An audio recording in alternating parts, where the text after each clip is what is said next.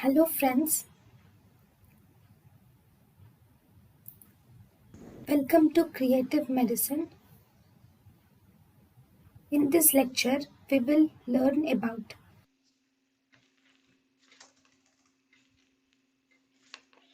Now, bromocriptine. Bromocriptine is actually a D2 receptor agonist.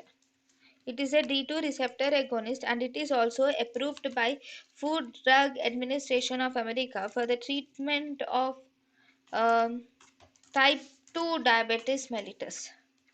And then the exact mechanism is not known clearly, but it will actually modulate the central nervous system regulatory pathways of glucose. It will modulate the central nervous system regulatory pathways of glucose and energy metabolism, and thus it can be used in diabetes mellitus.